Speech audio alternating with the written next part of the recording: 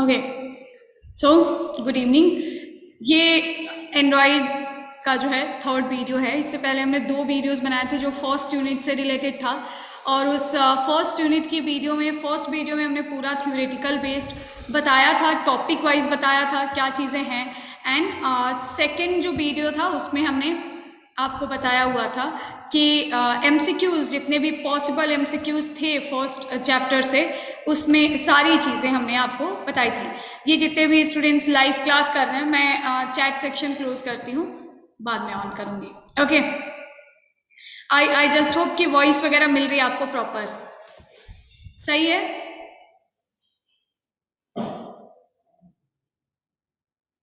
Okay, ठीक है, तो मैं चैट सेक्शन क्लोज करती हूँ। सो फर्स्ट वीडियो में जैसा अभी मैंने बताया, फर्स्ट सेकंड पहले आप देखें, क्योंकि जैसा मैंने पहले भी बताया हुआ था कि first video is important just because कि फर्स्ट चैप्टर में ऐसे बहुत सारे टॉपिक्स कवर किए गए हैं जो कि आपको पूरे सिलेबस के थ्रू आउट मिलते रहेंगे। तो फर्स्ट चैप्टर जिसने नहीं देखा तो फिर आपको आगे की चीज़ें कम समझ आएंगी, ठीक है। तो इसलिए मैं बार बार आपसे कह रही हूँ कि फर्स्ट चैप्टर और फर्स्ट वीडियो जो थ्योरेटिकल बेस्ड वीडियो है खास तौर से, उसको देखना ज़रूरी है। बाकी तो आपकी मर्जी, आगे आप लोग खुद ही देखोगे। जो है एमसीक्यू बेस्ड तो आप सारे लोग ही देखते हो। और जिसको भी प्रैक्टिकल करना है उसके लिए जो है हमारे यूट्यूब पे बहुत सारे 7-8 वीडियोस प्रैक्टिकल बेस्ड पड़े होंगे, वो देख सकता है। अदरवाइज आपको अपने पूरे चैप्टर बेस्ड पूरा जो आपका ओके, तो पूरा जो आपका सिलेबस है उसके वाइज तो हम यहाँ कंप्लीट करेंगे ही। अब कब से मैं खोज रही हूँ आपका सिलेबस, जो कि मुझे अभी नहीं मिल रहा है, तो let me search once. Okay,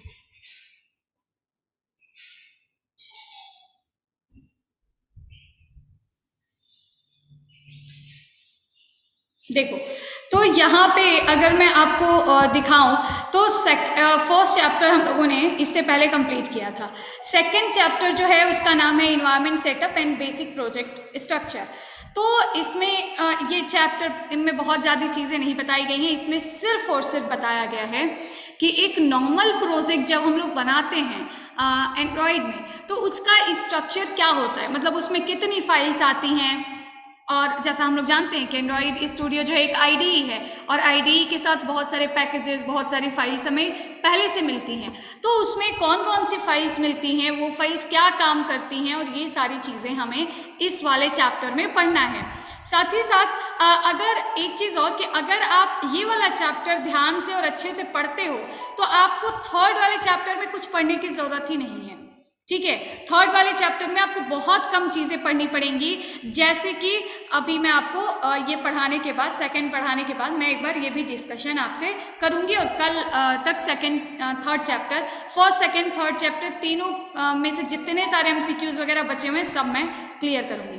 तो हम लोग स्टार्ट करते हैं फर्स्ट सेकंड चैप्टर आज से, और उसका ओवरव्यू आप लोग देखिएगा, क्योंकि एग्जाम जो है आपका वो एमसीक्यू बेस्ड है। तो यहाँ पे आपको फोकस करना होगा एक एक पॉइंट्स पे, एक एक फाइल्स क्या काम करती हैं, किस लिए यूज़ की जाती हैं, बहुत माइनर माइनर से जो है आपको डिफरेंसेस देखने को मिलेंगे। Okay, wait for a minute.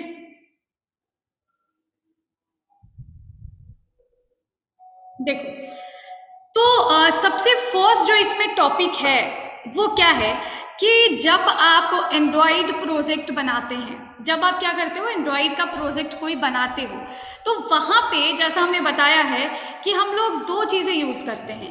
एक है एक्टिविटी, एक क्या है, एक्टिविटी, जिसको हम कहते हैं कौन सी फाइल, एक्टिविटी फाइल, जिसको हम कहते हैं जावा की फाइल, कोडिंग की फाइल, उसको क्या कहा जाता है, एक्टिविटी कहा जाता है। और एक मिलती है एक्सएमएल की फाइल, एक क्या मिलती है, एक्सएमएल की फाइल, जिसको लेआउट कहा जाता है। तो एक सेकेंड,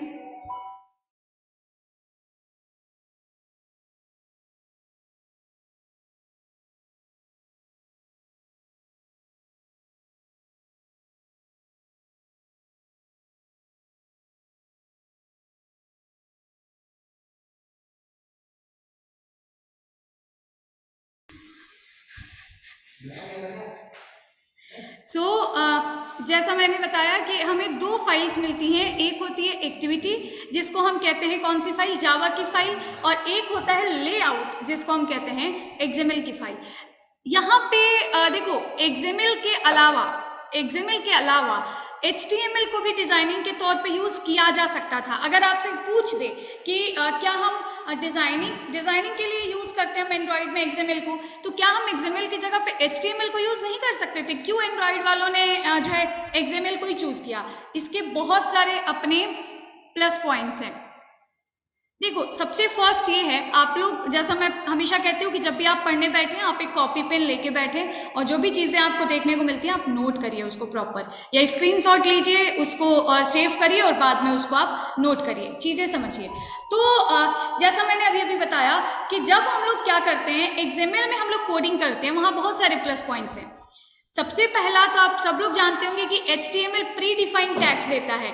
मतलब अगर आपको कोई भी ऐसा डिजाइनिंग बनाना हो तो जैसा HTML ने दिया है वैसा ही आपको सेम उनके तरह बताए गए टैग्स यूज करने पड़ेंगे, जबकि XML में ऐसा नहीं है। यहाँ पे अपने टैग्स भी बनाए जा सकते हैं, ठीक है। दूसरा, XML एक पार्शियल स्टोरेज की तरह भी, जिसको आप कह सकते हो टेम्पोररी स्टोरेज की तरह भी यूज किया जाता है, डेटाबेस की तरह जिसमें आप डेटा कलेक्ट करके रख सकते हो, उसकी तरह भी यूज किया जाता है। तो XML यूज करने के बहुत सारे फायदे हैं, जहां मैंने बताया कि XML की फाइल को हम कौन सी फाइल कहते हैं, लेआउट की फाइल कहते हैं, और जावा की फाइल को हम कौन सी फाइल कहते हैं, हम एक्टिविटीज कहते हैं।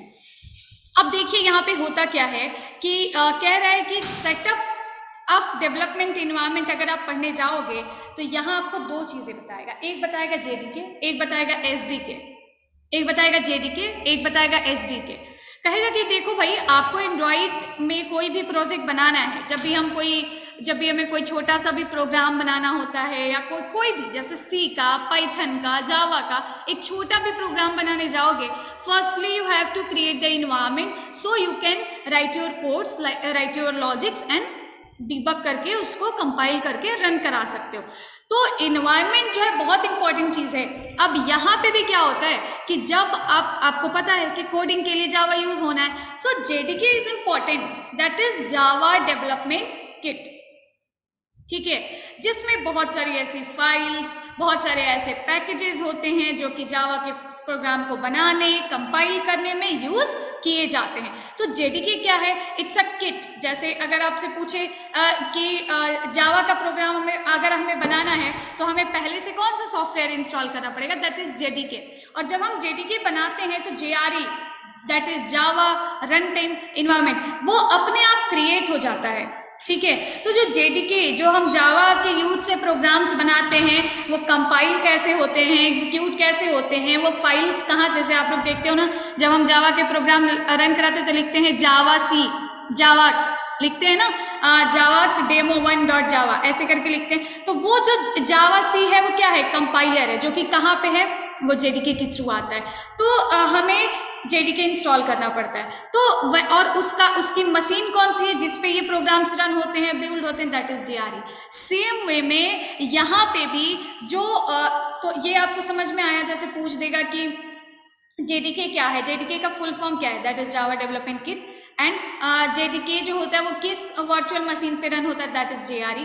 अब अगर आपसे पूछ दे कि SDK क्या है, तो SDK is software development kit, that is what, कि जब हमें क्या करना होता है, एंड्रॉइड का कोई प्रोजेक्ट बनाना होता है, ये कह रहा है इट इज अ किट का मतलब होता है it is a collection, you can say it is a collection that you downloads from the internet. ये तो मैंने लिखा हुआ है खुद से, यहाँ पे आप देख सकते हो 3 थिंग्स जो है उसको मैंने वो नहीं किया था। Android SDK contains all the tools that is required to create, compile and package the application. सबसे फर्स्ट क्या होता है कि जो आपकी एंड्रॉइड के सारे फाइल्स होते हैं, जैसे कि बहुत सारे फाइल्स होते हैं, जैसे आप लोग थोड़ा समझिएगा, जैसे कि सबसे फर्स्ट तो क्लास फाइल्स ही होती हैं, जो कि आपकी सबसे फर्स्ट क्या होती है, क्लास फाइल्स बिल्ड होती हैं, बाइट कोड में कन्वर्ट होती हैं।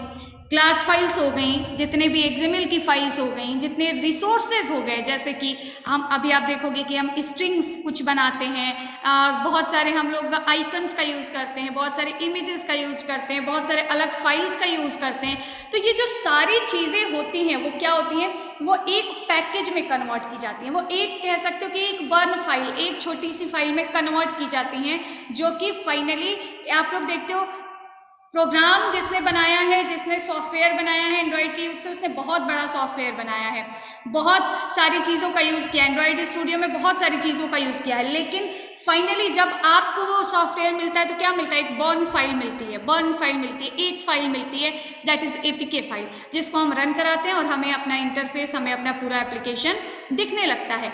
तो एसडीके में वो सारे टूल्स होते हैं जो कि किसी भी एप्लीकेशन को बनाने, कंपाइल करने और उसको एक पैकेज में क्रिएट करने के लिए ज़रूरी हैं। जैसा मैंने कल भी बताया था कि जब हम एंड्रॉइड के प्रोजेक्ट्स को बनाते हैं उसमें एसडीके सबसे फर्स्ट क्रिएट होता है, डाउनलोड होता है, और उसके साथ बहुत सारी फाइल्स, बहुत सारे पैकेजेस डाउनलोड होते हैं। इमुलेटर जो आप यूज़ करते हो, एवीडी जिसको हम कहते हैं, साथ ही साथ और बहुत सारे पैकेजेस, बहुत सारे वर्जन्स की जिस पे आप काम करोगे, ये सारी चीज़ें एसडीके के साथ आती हैं। ठीक है, तो ये सारी चीज़ें आपको ध्यान में रखनी है। अब एक हमने ये भी लिखा हुआ है कि एंड्रॉइड एसडीके में आपको सोर्स कोड के साथ sample projects, development tools, emulator, application development करने के लिए जितनी रिक्वायर्ड लाइब्रेरीज हैं सब मिल जाएगा। वो इसी का हिंदी वर्जन है। सभी एप्लीकेशंस जावा में डेवलप किए जाते हैं और डेल्विक वर्चुअल मशीन पर रन किया जाता है। जैसा हमने देखा था कि जो एंड्रॉइड के एप्लीकेशंस को रन करने के लिए, रन होने के लिए जो इन्वायरमेंट प्रोवाइड करता है, that is DVM, that is Dalvik virtual machine. Okay, तो आपसे अगर पूछे कि व्हाट इज एसडीके, तो आप कह सकते हो कि इट इज अ टूल जो कि एंड्रॉइड एप्लीकेशंस को रन होने के लिए बिल्कुल ज़रूरी है, जिसके साथ बहुत सारी चीज़ें क्या होती हैं, डाउनलोड होती हैं। जैसा कि मैंने लिखा हुआ है कि सैम्पल प्रोजेक्ट, आप जब एक प्रोजेक्ट बनाओगे उसमें एक जावा की फाइल, एक आपको एक्सएमएल की फाइल मिलेगी, एक डेवलपमेंट टूल्स जितनी चीज़ों की ज़रूरत है, इमुलेटर एप्लीकेशन डेवलपमेंट करने के लिए जितनी लाइब्रेरीज की रिक्वायरमेंट है, सब कुछ आपको एसडीके के साथ मिलेगा। अब आपके चैप्टर में तो नहीं है, लेकिन इसी में आपको एक और वर्ड सुनने को मिलेगा, एनडीके। अब हो सकता है कि कभी कभी आपसे पूछ दे कि एनडीके का फुल फॉर्म क्या है ना, क्योंकि एसडीके के साथ ही, एसडीके के अंदर ही एनडीके होता है। तो NDK is native development kit. Native, जब हमें अपना कोड किस पे लिखना है, C and C plus plus में हमें कोड करना है, कि कहाँ पे, एंड्रॉइड में। जब हमें क्या करना है, ये सी और सी प्लस प्लस में हमें कोड करना है, उस टाइम पे हमें एनडीके को यूज करना पड़ता है। It is a set of tools, ये भी जैसे एसडीके सेट ऑफ टूल्स है, एक पूरा डेवलपमेंट किट है, वैसे ही एनडीके भी एक सेट ऑफ टूल्स है जो कि हमें सी एंड सी प्लस प्लस में एंड्रॉइड के साथ कोड करने की सुविधा देता है। ठीक है, और साथ ही साथ और बहुत सारी चीज़ें, जैसे एसडीके में हमें लाइब्रेरीज और बहुत सारी चीज़ें मिलती हैं, वैसे हमें इसके साथ भी मिलती हैं। और साथ ही साथ जैसे कुछ हमने लिखा है कि फिजिकल डिवाइस कंपोनेंट्स, जैसे कि सेंसर, टच इनपुट और ये सारी चीज़ें हैं, ये भी एनडीके के साथ मिलती हैं। तो एसडीके से बहुत सारे क्वेश्चंस आपके बन सकते हैं और पूछ सकता है बहुत सारे तरीके से। उसमें हमने अलग अलग तरीके से एमसीक्यूज बनाए भी हैं जो कि आपको देखने को मिलेगा। अब हमने एक चीज़ देखी कि जब हम एसडीके डाउनलोड करते हैं तो हमें बहुत सारे क्या होते हैं, इमुलेटर्स वगैरह, किस वर्जन पे आप काम करेंगे, जितनी भी लाइब्रेरीज हैं, ये सारी चीज़ें हमें मिल जाती हैं। उसी में एक और वर्ड आपको सुनने को मिलेगा जो कि है एंड्रॉइड डिबग ब्रिज। ये मैंने कल भी आपको बताया था कि एंड्रॉइड डिबग ब्रिज क्या है। देखो, एंड्रॉइड डिबग ब्रिज एक चीज़ होती है, एक वर्चुअल मशीन होती है, जो हमने कल भी बताया था, जिसको हम कहते हैं Android virtual machine, Android virtual device. Okay, तो एंड्रॉइड वर्चुअल डिवाइस जिसको हम एवीडी कहते हैं, वो एक इमुलेटर है। वो नॉर्मली क्या है, एक इमुलेटर है जो कि आपको एक फ़ोन की तरह, अब भाई एंड्रॉइड का एप्लीकेशन बना तो रहे हो लैपटॉप में, लेकिन रन कराओगे कहाँ, किसके लिए बना रहे हो, आप अपने फ़ोन के लिए बना रहे हो, मोबाइल एप्लीकेशन के लिए बना रहे हो, तो कैसा व्यू दिखना है, कहाँ से क्या काम होना है, ये सब की टेस्टिंग तो फ़ोन में ही हो सकती है। तो अगर आपके पास तीन तरीके हैं, वो जो आप यूज करोगे इमुलेटर, उसके 3 तरीके, मैं आपको अभी वो 3 तरीके भी बताऊंगी कि 3 तरीके से आप क्या कर सकते हो, अपने जो भी आपका कोड है, जो भी आपने एंड्रॉइड में एप्लीकेशन बनाया, उसको रन करा के उसका आउटपुट चेक कर सकते हो। एक है इमुलेटर, ठीक है, जो कि एंड्रॉइड स्टूडियो के साथ मिलता है, थोड़ा हैवी वेटेड होता है, इसलिए ज़्यादातर लोग एमुलेटर नहीं बनाते। ज़्यादातर लोग क्या करते हैं, फिजिकल डिवाइस को कनेक्ट कर लेते हैं। फिजिकल डिवाइस मतलब हमारा फिजिकल फोन, जो मेरा फोन है, हम उसको अपने एंड्रॉइड स्टूडियो से कनेक्ट करके और उसमें अपने प्रोजेक्ट को चला के आउटपुट देख सकते हैं। 2 तरीके हो गए। एक है वर्चुअल मशीन, जो कि आपको लैपटॉप में ही एक छोटा सा फोन बना के दे देगा और उसमें आप अपना कोड रन कराइए, आउटपुट देखिए। एक है फिजिकल फोन, और एक है थर्ड पार्टी इमुलेटर भी आप यूज कर सकते हो, जो कि बहुत सारे ऐसे सॉफ्टवेयर्स हैं और बहुत सारे ऐसे चीजें हैं जो कि थर्ड पार्टी, अलग से इमुलेटर डाउनलोड करना, अलग से यूज करना। ये भी emulator is same, it is a virtual machine. तो जब हम लोग क्या करते हैं, वर्चुअल डिवाइस पे रन कराने की बात होती है, वहां पे आता है एक डिबग ब्रिज, जो कि हमारे कोड को और उस डिवाइस के बीच में काम करता है, एक ब्रिज की तरह। ब्रिज का मतलब क्या होता है, पुल, जो 2 सिरों को जोड़ता है ना। सो this is the same, it is Android debug bridge, ये भी एक पुल है। और एंड्रॉइड डिबग ब्रिज किसका टूल है, ये भी एसडीके का टूल है, जैसा हमने लिखा भी है कि एंड्रॉइड एडीबी एंड्रॉइड एसडीके का एक कमांड लाइन टूल है, जिसकी मदद से आप अपनी एप्लीकेशन को वर्चुअल डिवाइस या किसी रियल डिवाइस या किसी थर्ड पार्टी इमुलेटर पे रन करा सकते हैं और डिबग कर सकते हैं। Got it? समझ आ रहा है? बताओ, समझ आ रहा है? सुन रहे हो? यस।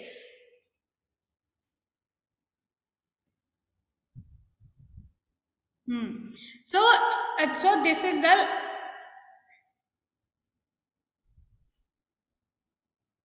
Okay, yes. तो ये क्या है, ये एक विदाउट एवीडी के हम डिबग का यूज कर सकते हैं। देखो मैंने बताया ना, यहाँ पे बहुत सारी चीजें हैं, कई तरीके के इमुलेटर्स आपको मिल जाएंगे, जैसे कि आप फिजिकल अपना फोन भी यूज कर सकते हो, जहाँ पे आपको जरूरत, एवीडी तो जरूरत है, एवीडी की जरूरत है जब भी आपको डिबगिंग करानी है, जब भी आउटपुट देखना है, एवीडी बैकग्राउंड में काम करेगा, वो सिर्फ आप पढ़ रहे हो, अभी वो आपको दिखेगा नहीं। लेकिन इमुलेटर आप कोई भी यूज कर सकते हो, जिस डिवाइस पे रन कराना है, वो बहुत सारी डिवाइसेस हो सकती हैं। ये आपको एमसीक्यू में भी मिलेगा और आगे भी मिलेगा, ठीक है। तो ये चीजें हैं। अब देखो क्या है, अब फिर से मैं बंद करती हूँ, आप लोग सुनते रहिए, ठीक है। अब देखो यहाँ पे अभी जो मैंने चीजें बताई वो वही मैं लिख रही हूँ। कपल ऑफ मोड्स ऑफ, ये तो आपको देखने को तब मिलेगा जब आप एक एंड्रॉइड प्रोजेक्ट बनाओगे। तो मैं आपको एंड्रॉइड स्टूडियो, आपको ना तो इंस्टॉल करने की ज़रूरत है और ना ही आपको अभी ये सब करने की ज़रूरत है, क्योंकि जब आप इंस्टॉल करोगे देखोगे तो बहुत हैवी वेटेड होता है। कम से कम इमुलेटर 1 GB का होगा, आपका एंड्रॉइड स्टूडियो कम से कम 700 MB का होगा। तो it will take time, it will take data to download, to install and okay. So work properly, इसमें बहुत सारे हमें फाइल्स डाउनलोड करने होते हैं, जैसे एसडीके डाउनलोड करना होता है, बहुत सारी चीज़ें होती हैं। So it will take time. तो इस वजह से आपको अभी ना तो डाउनलोड करने की ज़रूरत है, ना ही कुछ चेक करने की ज़रूरत है। यू लाइक इतना आपके पास टाइम नहीं है कि आप ये सारी चीज़ें कर पाओ। आप बस देख लो, और जहाँ पे आपको लिखना हो आप एक फिगर बना के और वहाँ पे पॉइंट करके उसको लिख सकते हो। तो अगर मैं एक प्रोजेक्ट बनाऊं, ओके, अगर मैं एक प्रोजेक्ट बनाऊं और आपको दिखाऊं, तो यहाँ पे स्टार्ट,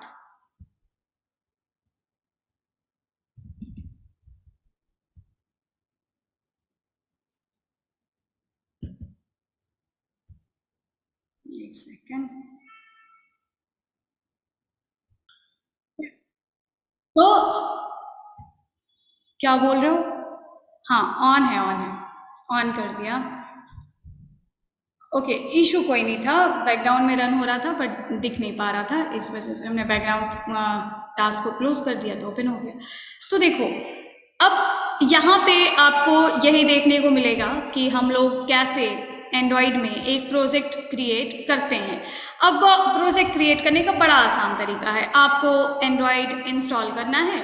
एंड्रॉयड इंस्टॉल करने से पहले ऑब्वियस सी बात है कि जब जावा को भी एक प्रोग्रामिंग के तौर पे हम यूज़ कर रहे हैं तो जावा के लिए जो सॉफ्टवेयर्स रिक्वायर्ड हैं वो भी होने चाहिए, दैट इज़ जेडीके। पहले हमें जेडीके इंस्टॉल करना पड़ता है, फिर हम एंड्रॉयड स्टूडियो जो कि एंड्रॉयड की ऑफिशियल वेबसाइट से जाके हम डाउनलोड कर सकते हैं। डाउनलोड किया, इंस्टॉल किया एंड इस तरीके का एक आपको डायलॉग बॉक्स ओपन होके दिखेगा।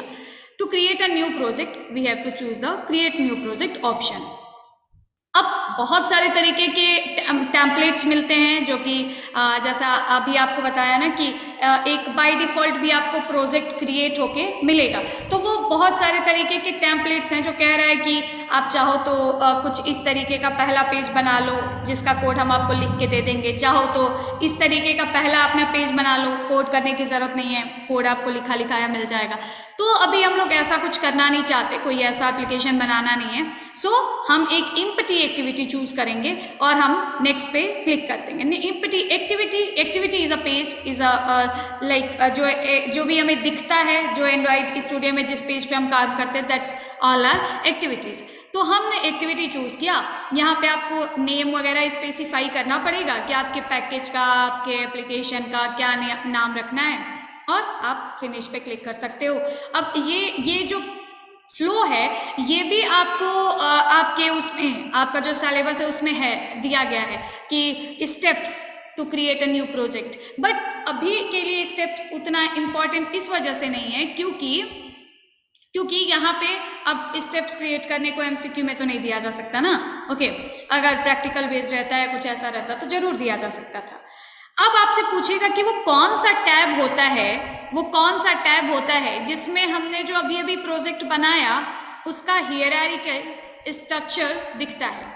ओके, उसका हियरार्की स्ट्रक्चर दिखता है। वो कौन सा टैब होता है जिसमें पूरे एंड्रॉइड स्टूडियो का स्ट्रक्चर दिखता है, दैट इज प्रोजेक्ट टैब। कौन सा टैब है वो? प्रोजेक्ट नाम का टैब है जिसमें कि पूरे एंड्रॉइड का जो स्ट्रक्चर है वो स्ट्रक्चर हमको दिखता है।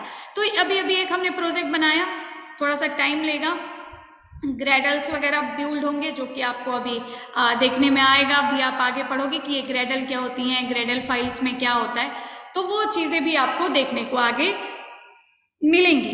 तो अभी कुछ टाइम लगेगा और प्रोजेक्ट आपका जो है प्रिपेयर होगा। उससे पहले ग्रेडल की फाइल्स बनेंगी, पूरे प्रोजेक्ट का एक सिंगल पैकेज बनेगा और उसके बाद आपको चीज़ें दिखेंगी। ठीक है, तो अभी मैंने एक यहाँ पे लाइन लिखा हुआ है, मैंने लिखा है कि couple of modes of view. इसका मतलब है कि जब आप एंड्रॉइड का एक प्रोजेक्ट बनाओगे और आप उसको देखने जाओगे तो आपको बहुत सारे व्यूज के मोड्स मिलेंगे। मतलब कि आप बहुत सारे तरीके से एक प्रोजेक्ट का स्ट्रक्चर देख सकते हो। वो कौन कौन सा तरीका है उसके लिए आप यहाँ पे देख सकते हो।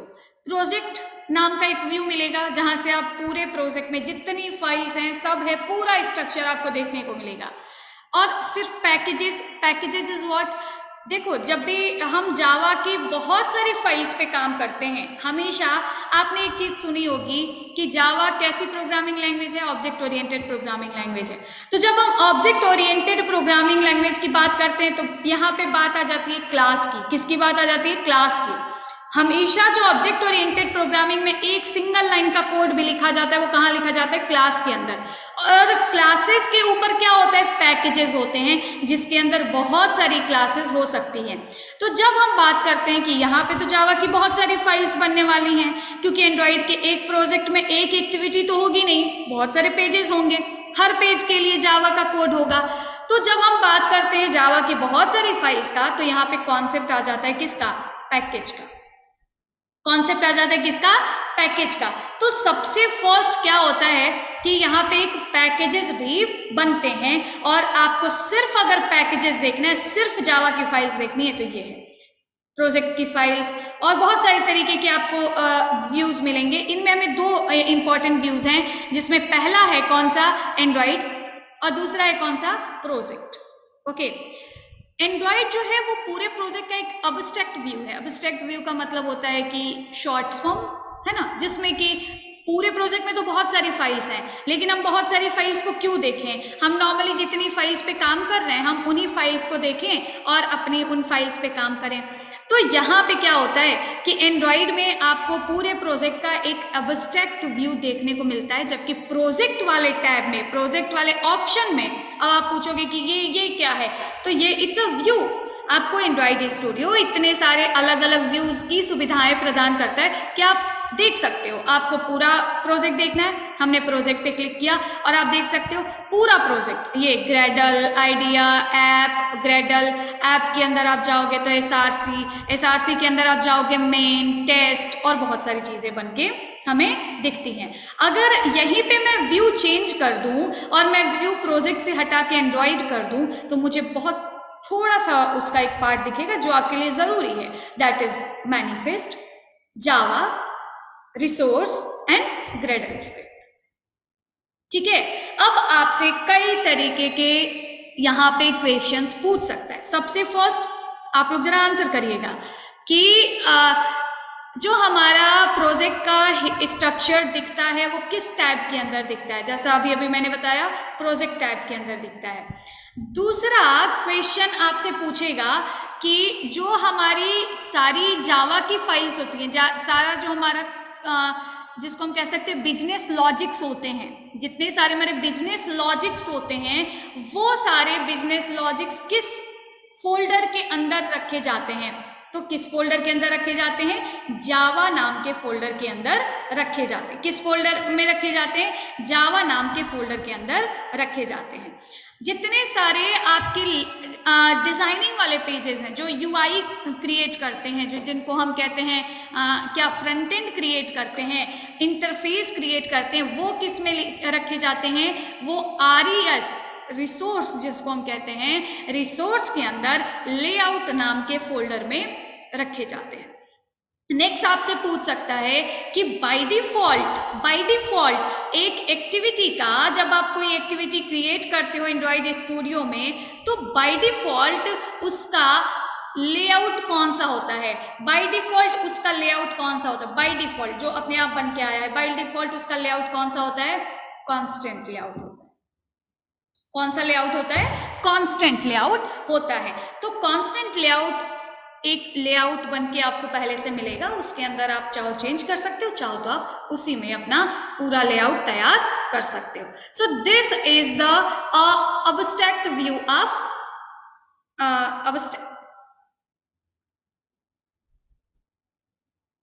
External libraries. हाँ बता रहे हैं। ओके, तो ये समझ आया आपको? जावा, रिसोर्स, ये समझ आया आपको? तो हमारे लिए 4 बड़ी इंपॉर्टेंट फाइल्स हैं, जैसे कि मैनिफेस्ट बहुत इंपॉर्टेंट फाइल है, जावा जिसपे आप कोडिंग करोगे बहुत इंपॉर्टेंट फाइल है, रिसोर्स जिसमें कि रिसोर्स, देखो अगर हम आपसे बोलें कि एक प्रोजेक्ट को क्रिएट करने में हमें कितनी चीज़ों की ज़रूरत होगी, एक प्रोजेक्ट को क्रिएट करने में हमें कितनी चीज़ों की ज़रूरत होगी, तो आप बोलोगे कि हमें ज़रूरत होगी जावा की, और उसके अलावा हमें ज़रूरत होगी किसकी?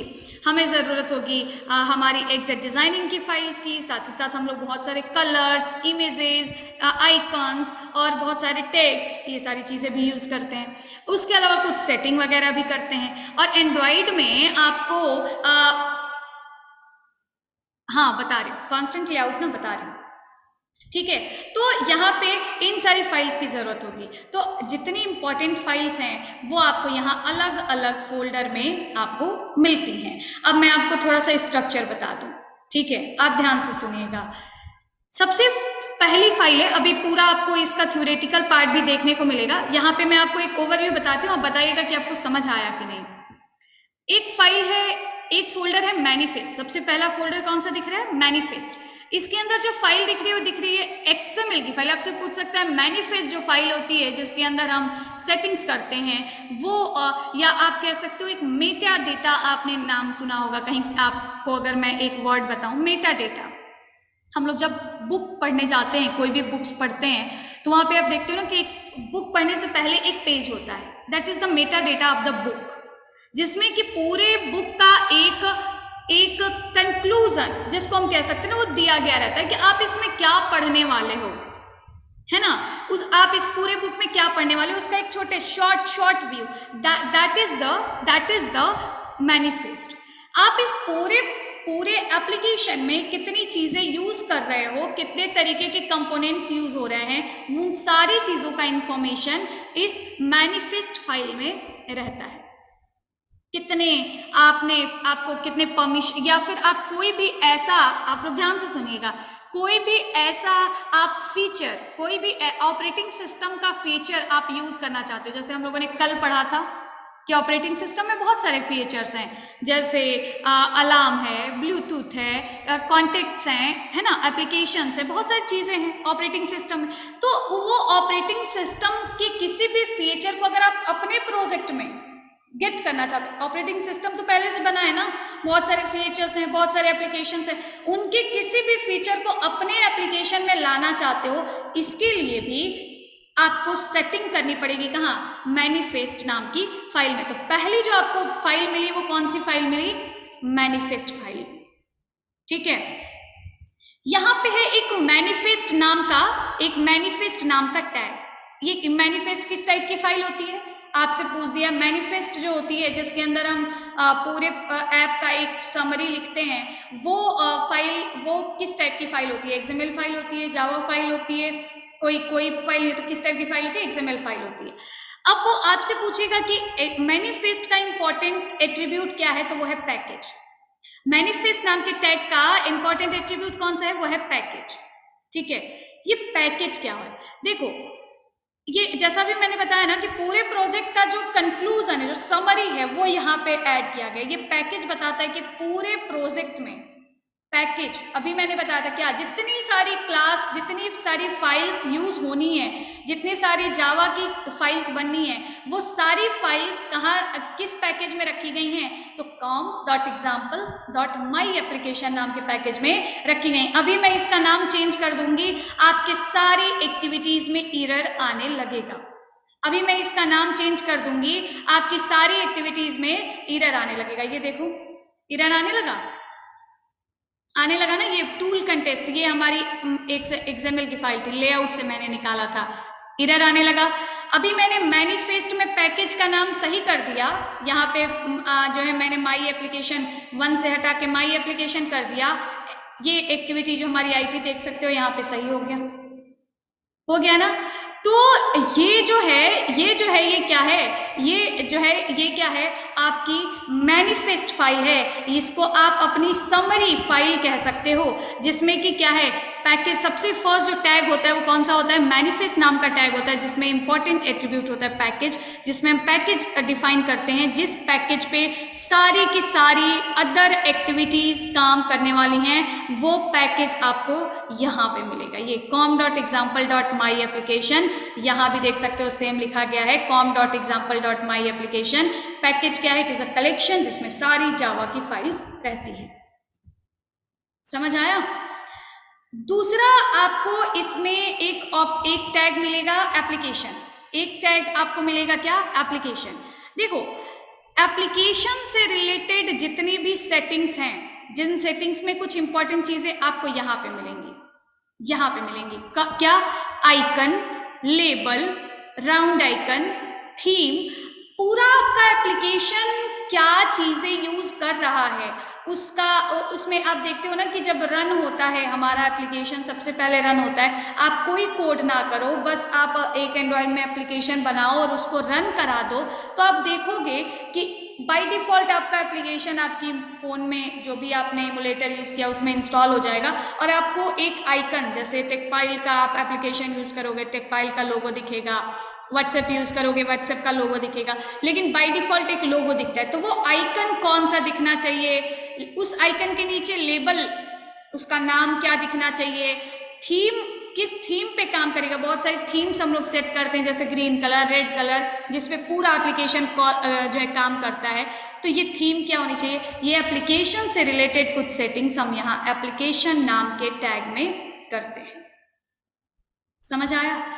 साथ ही साथ एक चीज आप और ध्यान रखना, जितनी सारी एक्टिविटीज बनाई जाती हैं, एक्टिविटीज का मतलब जितने सारे अलग अलग पेजेस बनाए जाते हैं, कहाँ पे, आपके किसी एप्लीकेशन में, तो वो सारी एक्टिविटीज मैनिफेस्ट में रजिस्टर्ड होती हैं अपने आप।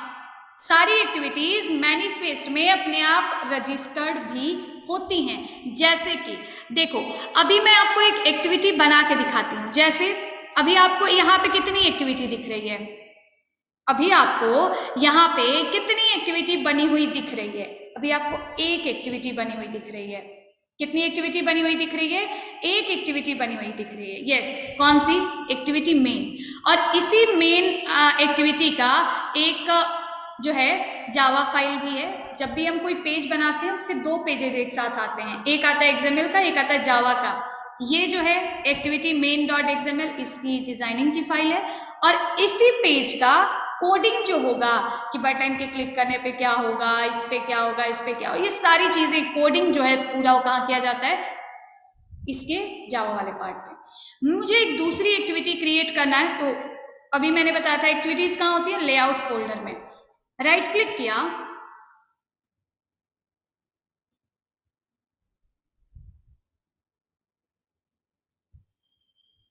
ओके।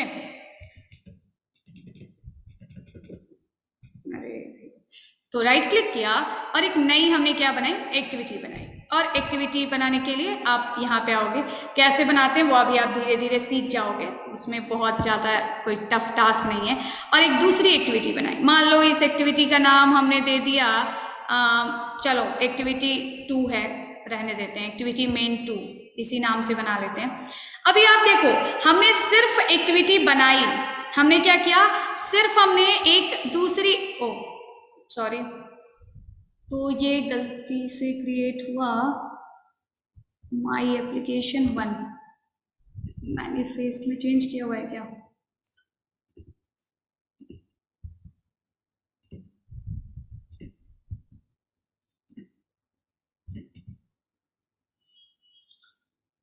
रुक जाओ, इसी पैकेज में क्रिएट कर लेते हैं।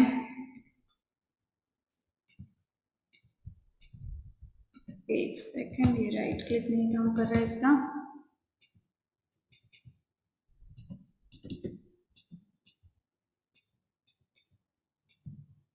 ओके, तो हमने एक नई एक्टिविटी इसी पैकेज में बना लिया, जो कि हमने बनाया एम्पटी एक्टिविटी, और इसी पैकेज में बन रहा है ना? हाँ, इसी पैकेज में बन रहा है। तो हमने एक मेन एक्टिविटी 2 नाम से एक नई फाइल, नया हमने पेज बनाया।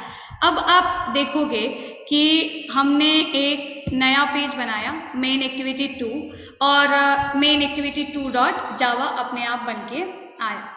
अब आप ध्यान से देखो, हमने सिर्फ अभी अभी क्या बनाया? हमने सिर्फ और सिर्फ अभी अभी क्या बनाया? एक हमने एक्टिविटी बनाई। जब हमने एक्टिविटी बनाई उसके साथ हमें कितनी फाइल्स बन के मिली? 2। ध्यान से समझिएगा आप। एक फाइल हमें मिली जावा फोल्डर के अंदर, ये हमारा पैकेज है। इस पैकेज में एक मेन एक्टिविटी और एक मेन एक्टिविटी 2, ये एक फाइल हो गई। और लेआउट के अंदर जहाँ XML की फाइल्स होती हैं, जहाँ डिजाइनिंग की फाइल्स होती हैं, उसके अंदर भी 2 फाइल्स बन गई, एक्टिविटी main.xml और एक्टिविटी main2.xml। तो जब भी हम लोग कोई पेज बनाते हैं, जब भी हम कोई नई एक्टिविटी बनाते हैं, उसके साथ हमें कितनी फाइल्स मिलती हैं? 2 फाइल्स मिलती हैं। तो आप बताना कि क्या आपने देखा हमने एक्टिविटी बनाने के अलावा कहीं पे भी इसका नाम सेट किया? कहीं पे भी हमने लिखा कि ये एक्टिविटी क्या है, कैसे बनेगा, या कुछ भी हमने ऐसा लिखा? बताओ, ये आपने देखा कि क्या हमने कुछ भी अभी ऐसा लिखा? हमने कुछ भी ऐसा नोट अभी नहीं किया। लेकिन आप मैनिफेस्ट फाइल में जाके देखोगे, आप मैनिफेस्ट फाइल में जाके देखोगे तो यहाँ पे अपने आप इसके अंदर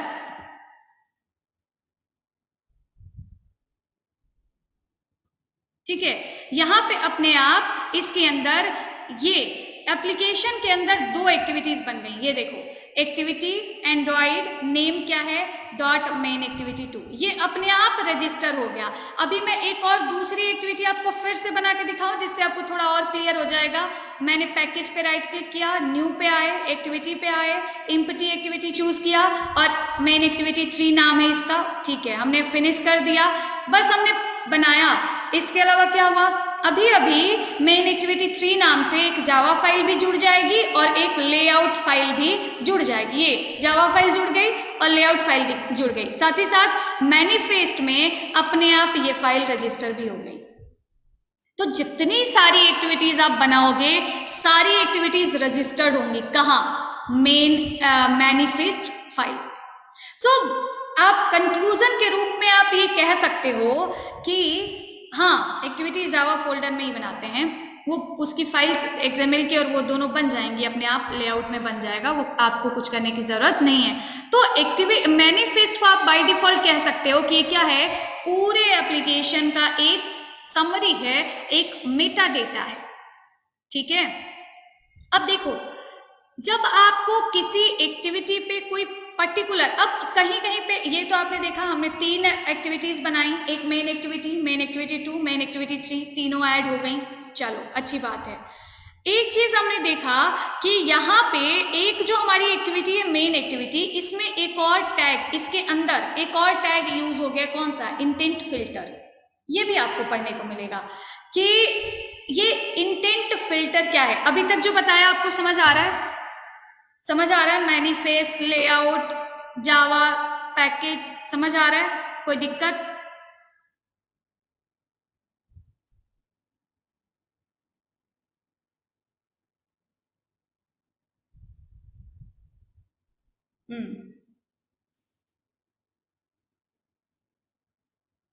सबको समझ आ रहा है ना? Okay okay okay okay okay, क्या बोल रहे हो? यस मैम, समझ आ रहा है अच्छे से, चलो ठीक, ठीक है। देखो, तो ये क्या है, अब इस एक्टिविटी में एक और लाइन जुड़ गया है, ये क्या है? Intent filter. ये क्या है? इंटेंट फिल्टर, ठीक है। 3 एक्टिविटीज लाइन में डिफरेंट क्यों है? डिफरेंट कुछ नहीं है, ये एक टैग है जो कि इस तरीके से हो गया, आप इस तरीके से भी कर सकते हो, कोई डिफरेंस नहीं है। कहाँ डिफरेंस है? ये हो गई आपकी मेन एक्टिविटी 3 की लाइन, ये हो गई मेन एक्टिविटी 2, यहाँ पे हो गया आपका ये मेन एक्टिविटी जो है मेन एक्टिविटी जो कि पहले से बना बनाया था वो, लेकिन ओके, एक मिनट, ठीक है। लेकिन यहाँ पे बस एक डिफरेंस आपको देखने को मिलेगा, ये वाली जो एक्टिविटी है इसमें एक और चीज ऐड हुआ, इंटेंट फिल्टर। ये इंटेंट फिल्टर क्या है, क्या काम करता है, वो मैं आपको बताती हूँ। देखो, जब किसी, देखो आपने कल मैंने आपको एक बताया था, क्लास का नाम बताया था, एक टूल बताया था, एक कंपोनेंट बताया था, जिसमें हमने बताया था इंटेंट, ठीक है। इंटेंट क्या काम करता है? कल आप सबने पढ़ा था इंटेंट के बारे में, क्या बता सकते हो इंटेंट क्या काम करता है? क्या काम करता है इंटेंट? इंटेंट का जो काम है वो है कम्युनिकेशन बनाना, है ना, लिंकिंग बनाना। हाँ, कंपोनेंट्स के बीच में, सिर्फ पेजेस नहीं, कंपोनेंट्स के बीच में पेजेस हो सकते हैं, सर्विसेज और एक्टिविटीज हो सकती हैं, ब्रॉडकास्ट हो सकता है, मेनी थिंग्स। ओके, तो इंटेंट क्या करता है? कम्युनिकेशन बनाता है, ऐड करता है कंपोनेंट्स को। अब ये जो हम लोग कम्युनिकेशन की बात कर रहे हैं, जब मैंने कल आपको एक और चीज बताई थी कि जब हम इंटेंट बनाते हैं, मान लो हम चाहते हैं कि हमने एक बटन बनाया, उसके क्लिक करने पे हम दूसरे पेज पे पहुंच जाएं, तो उसके लिए हम कौन सी क्लास का यूज करेंगे, कौन सी क्लास बनाएंगे, कौन सी क्लास का ऑब्जेक्ट बनाएंगे? हम इंटेंट नाम की क्लास का ऑब्जेक्ट बनाएंगे। कल आपको MCQ में भी बताया था और ऐसे ही बताया होगा, इंटेंट नाम की क्लास का ऑब्जेक्ट बनाएंगे। अब आप बताओ, ये जो हम इंटेंट बना रहे हैं, इंटेंट नाम की क्लास का ऑब्जेक्ट बना रहे हैं, ये किसका कोड है? ये जावा का कोड है कि XML का कोड? डिजाइनिंग का कोड है कि कोडिंग का, मतलब यस, प्रोग्रामिंग का कोड है? किसका कोड है? जावा का कोड है कि XML का कोड है? ये जावा का कोड है ना, सबको पता है। ये किसका कोड है? क्लास बनाना, ऑब्जेक्ट बनाना, क्लास, है ना, क्लास के थ्रू किसी मेथड को कॉल करना, ये सब जावा का काम है ना। डिजाइनिंग में तो बस टैग बनाना, एट्रीब्यूट्स बनाना, उसमें उसको सही तरीके से दिखाना, ये सब उसका काम है। लेआउट बनाना, ये काम है किसका? आपके स्ट्रक्चर बनाना, पेज कैसा दिखेगा, तरह तरह के कलर लगाना, टेक्स्ट लिखना, इमेज लगाना, वीडियो लगाना, ऑडियो लगाना, ये सब काम है किसका? डिजाइनिंग का। क्लास बनाना, मेथड बनाना, मेथड कॉल करना, बटन के क्लिक करने पे आपको मैसेज टोस्ट दिखाना है, ये दिखाना है, वो बहुत सारी चीजें जो हैं, ये सब कोडिंग का पार्ट है। अब देखो क्या होता है, कभी कभी हमें किसी एक्टिविटीज में कुछ स्पेशल एट्रीब्यूट्स भी ऐड करने होते हैं। जैसे बाय डिफॉल्ट आप यहीं पे एग्जांपल ले लो कि कह रहा है कि अब यहाँ पे क्या है कि कोई भी एक्टिविटी आप यूआरएल से तो ओपन कर नहीं सकते हो। बताओ क्या क्या आपने अब तक एंड्रॉइड फोन में हजारों कोड आपने देखे होंगे, हजारों आपने एप्लीकेशन चलाए होंगे, किसी एप्लीकेशन में आपने ऐसा सिस्टम देखा है जहां पे कि आपने यूआरएल बदल दिया और पेज बदल गया? ऐसा सिस्टम देखा है? किसी ने नहीं देखा होगा। यूआरएल के थ्रू आप यहाँ पे कोई चेंज नहीं कर सकते। एवरीथिंग आपको एक इंटरफेस से ही दूसरे इंटरफेस पे दूसरे पेज पे जाने का ऑप्शन मिलेगा। तो ये जो चीजें हैं, अब यहाँ पे हमें ऐसा भी सिस्टम बनाना होता है ना कि हमारी मेन एक्टिविटी कौन सी होगी जो कि पहले सबसे पहले ओपन होगी। ठीक है, सबसे पहले ओपन होके आएगी जो कि लॉन्चर एक्टिविटी जिसको हम कहते हैं। फर्स्टली हमारा ऐप जब लॉन्च होगा, किसी मोबाइल में इंस्टॉल होगा, फर्स्ट टाइम ओपन होगा, तो विच एक्टिविटी विल कम फर्स्ट। तो ये जो चीजें हैं, जब हम एक्टिविटी में कुछ एक्स्ट्रा चीजें ऐड करनी होती हैं, उसके लिए आता है इंटेंट फिल्टर, जिसमें आप कह सकते हो कि जब हमें, क्योंकि यहाँ हम इंटेंट तो बना नहीं सकते क्योंकि ये पेज हमारा जावा का पेज तो है नहीं, ये तो एक्सएमएल का पेज है। तो जब हमें एक्टिविटी और इंटेंट के बीच कोई काम कराना है, एक्टिविटी से किसी इंटेंट को कॉल करना है, उस टाइम पे बीच में काम करता है इंटेंट फिल्टर, जिसको आप कह सकते हो इंटेंट फिल्टर इंटेंट को कॉल कर लेगा, इंटेंट की तरह काम करेगा। अब ये इंटेंट फिल्टर नाम का एक टैग है जिसमें कि दो इंपॉर्टेंट सब टैग्स आते हैं, एक्शन और कैटेगरी। ठीक है, जैसे आप देख सकते हो एक्शन, जिसमें हमने लिखा हुआ है Android intent dot action main, ये किसको कॉल करेगा? मेन, ये जो फाइल है इसको कॉल करेगा। और इसकी कैटेगरी क्या है? तो ये लॉन्चर एक्टिविटी की तरह काम करेगा। अगर मैं यही वाला टैग, यही सेम इंटेंट फिल्टर यहाँ से उठा के इस वाले एक्टिविटी के बीच में ले जाके पेस्ट कर दूं तो क्या होगा? अब ये वाली जो हमारी एक्टिविटी है, कौन सी वाली एक्टिविटी? मेन एक्टिविटी 2 वाली एक्टिविटी जो है, ये अब लॉन्चर एक्टिविटी की तरह काम करने लगी। समझ आया? तो इंटेंट फिल्टर एक ऐसा टैग है, एक्सएमएल फाइल्स पे यूज होने वाला एक ऐसा टैग है जो कि इंटेंट्स को कॉल कर सकता है, इंटेंट्स को रिसीव कर सकता है। ये इतनी चीजें आपके इस मैनिफेस्ट फाइल में बाय डिफॉल्ट यूज होके आती है। ठीक है, समझ में आया? मैनिफेस्ट फाइल जैसे आप कह सकते हो कि it is a Meta data, जितनी भी चीजें यूज होनी है। जैसे एक और आपको यहाँ पे टैग समझने को मिलेगा जिसको हम कहते हैं uses SDK. Launcher file means होता है कि जो सबसे पहले ओपन होके आएगी, लॉन्चर जब फर्स्ट टाइम एप्लीकेशन लॉन्च होगा तब आएगी। ओके, एक और आपको टैग आपके सिलेबस में भी है, दैट इज यूजेस एसडीके, जिसमें कि ये भी बताता है कि कौन सा एसडीके, जैसा अभी मैंने बताया ना कि एसडीके बहुत सारी चीजें बताता है। एप्लीकेशन कौन से वर्जन को सपोर्ट करेगा, मतलब किस फोन पे आपका ये एप्लीकेशन रन हो सकता है, साथ ही साथ आप किसके लिए प्रिपेयर कर रहे हो, उस टाइप की डिपेंडेंसीज वगैरह लग के जाती हैं। तो ये सारी चीजें, तो यहाँ पे क्या होता है कि हाँ बिल्कुल अलाउ है। तो यूजेज एसडीके नाम का भी एक टैग है जिसमें आपको 3 चीजें देखने को मिलेंगे। एक मैक्स एसडीके वर्जन, ये भी आपके सिलेबस में है। मैक्स एसडीके वर्जन में हम क्या डिफाइन करते हैं? मैक्सिमम फोन क्या एपीआई लेवल, आपको बताया ना एपीआई लेवल क्या है? जो फोन के अपडेट वर्जन्स का एक इंटीजर वैल्यू है।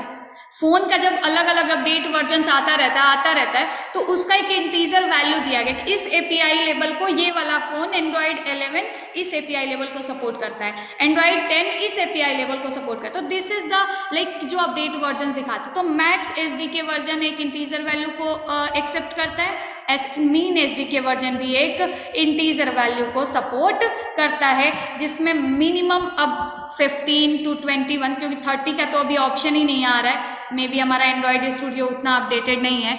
तो यहाँ पे हमने डाल दिया कि जिसके फोन का एपीआई लेवल क्या 15 से लेके 29 के बीच में है, उसके बीच में हमारा ये एप्लीकेशन काम करेगा। सो this is what, this is manifest, this is the setting files, this is the meta data files, जो कि पूरे एप्लीकेशन में यूज होने वाले मैक्सिमम चीजों को अपने अंदर कंटेन करके रखता है। एक और है जिसको आप कह सकते हो यूजेस परमिशन, जिसमें कि बहुत सारे तरीके के परमिशंस भी हम देते हैं कि ऑपरेटिंग सिस्टम के किसी भी फीचर को अगर आपका ऐप यूज करना चाहता है, ध्यान से सुनिएगा, operating system what, Android, Android के किसी भी फीचर को, ब्लूटूथ, इंटरनेट, कॉन्टेक्ट्स, बहुत सारी चीजें हैं, लोकेशन, तो इन सारी चीजों के लिए सबसे पहले परमिशन ऐड होना चाहिए। कहाँ? मैनिफेस्ट में। सो यहाँ पे आप परमिशन ऐड कर सकते हो with in which tag, users permission. आप इंटरनेट का परमिशन देना है तो Android dot permission dot internet नाम की वैल्यू पास की जाती है। समझ में आया? समझ आया? तो uses SDK, uses permission, that is कि आपका ये पूरा एप्लीकेशन किस टाइप की वैल्यू को, किस टाइप के एसडीके को, किस टाइप के परमिशंस को एक्सेप्ट कर रहा है। और क्या होता है ना कि जब हम लोग अपना ये एप्लीकेशन होस्ट करते हैं तो ये चेक भी किया जाता है, कहीं आपने कोई ऐसा परमिशन तो नहीं मांग लिया जो कि सही नहीं है ना। तो वो सारी चीज़ें यहीं पे चेक की जाती हैं। आपसे कभी कभी पूछेगा भी कि कॉन्टेक्ट्स को, जब हम किसी फ़ोन के कॉन्टेक्ट्स को एक्सेस करना चाहते हैं या लोकेशन को एक्सेस करना चाहते हैं तो किस टाइप की वैल्यू यूजर्स परमिशन में पास करते हैं, तो वो भी आपको पढ़ना पड़ेगा। आप बस यूजर्स परमिशन लिखिए, यहाँ पे हमने लिखा कॉन्टेक्ट्स, तो किस टाइप के, कौन सा लिखना पड़ता है, किस टाइप की वैल्यू, आपके एमसीक्यू में भी ये आएगा, आपके एमसीक्यू में भी आएगा क्या कि जब हमें कॉन्टेक्ट्स को पास करना है, कॉन्टेक्ट्स को हम एक्सेस करना चाहते हैं तो उसकी वैल्यू क्या होती है, उसकी वैल्यू होती है permission dot read underscore contact. Okay, तो ये होता है हमारा मैनिफेस्ट, जिसको सब मिला जुला के you can say it is the meta data of whole application. पूरा एप्लीकेशन कितनी चीजों को यूज कर रहा है, it is defined here. Fine? सब लोग बताओ, समझ रहे हो? हाँ,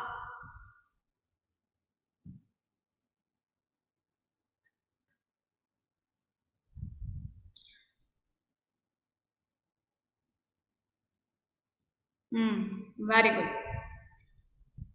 उसकी परमिशन, वेट, नोट इट, करो, नोट करो।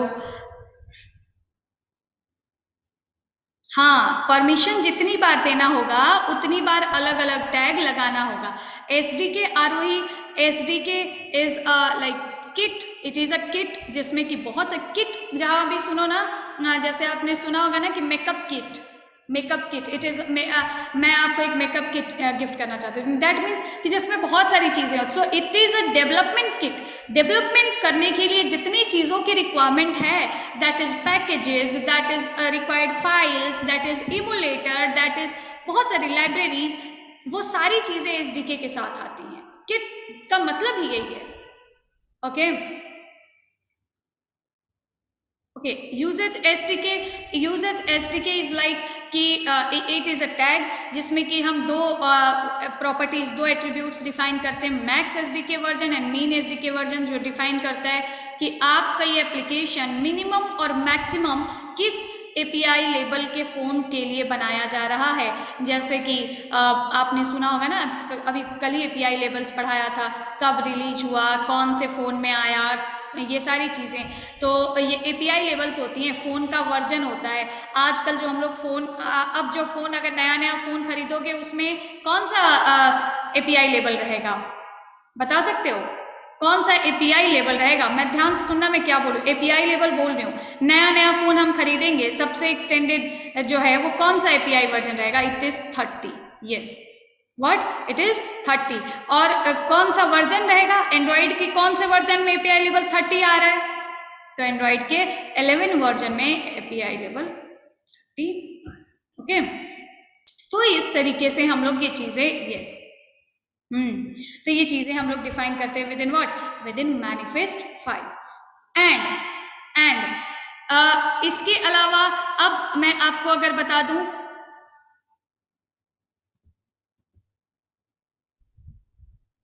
ठीक है, तो अब अगर मैं आपको बता दूं क्या, मेन जिसको हम कहते हैं जावा। अब जावा में आपको जावा फोल्डर के अंदर सबसे पहले पैकेज दिखेगा, और पैकेज के अंदर अभी मैंने बता दिया ना, पैकेज आपने नाम सुना ना, पैकेज नाम सुन के समझ में आता है कि अच्छा इसमें बहुत सारी चीजें होंगी। तो पैकेज जावा में जब भी हम बात करते हैं ना, जैसे C# की बात करोगे तो वहां पे जो फाइल्स का कलेक्शन होता है उसकी, C# is a programming language, अब ये मत कहना C# क्या है, तो वहां पे जो पैकेज होता है उसको हम नेम स्पेस कहते हैं। वैसे हर जगह कलेक्शन का नाम होता है, जावा में उसको हम पैकेज कहते हैं। अलग अलग जावा की फाइल्स के कलेक्शन को पैकेज कहा जाता है, जिसमें बहुत सारी क्लास फाइल्स हो सकते हैं। तो मेन एक्टिविटी, जितनी भी एक्टिविटीज बनाओगे सबकी एक एक फाइल बनेगी, या जितनी बार जावा का कोड लिखना हो उतनी बार फाइल बना सकते हो। तो main activity 2, main activity 3, it's all the, ma'am ये डिफाइन करना नेसेसरी है, यूजेस एसडीके, यस डिफाइन करना जरूरी है। जब आप अपना प्रोजेक्ट होस्ट करने जाओगे तब आपको जो है ये डिफाइन करना बिल्कुल जरूरी होगा, uses SDK, min SDK version and max SDK version.